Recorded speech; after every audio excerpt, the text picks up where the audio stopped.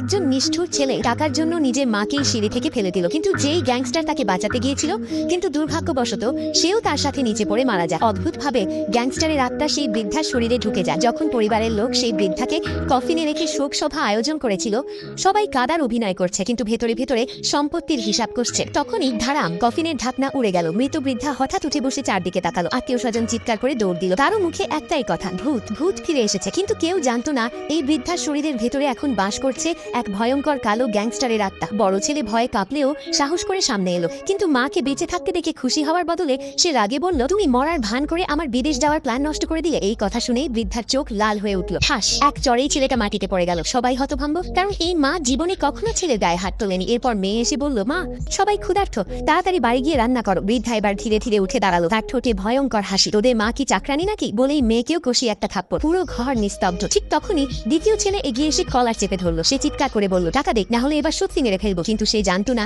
যার কলার সে ধরেছে সে একসময় পুরো শহরের ভয় ছিল। বৃদ্ধা ধীরে ধীরে পাশের বিশাল তলোয়ারটা তুলে নিল। কাঁপা বুড়ো শরীর, কিন্তু চোখে খুনের আগুন। এক মুহূর্তে তলোয়ার গিয়ে ঠেকলো ছেলের গলায়। শুনে রাখ, যে নিজের মাকে কাঁদায় তাকে আমি জীবিত কবর দিই। ভয় তখন সবাই ভয়ে হাঁটু গেড়ে বসে পড়ল।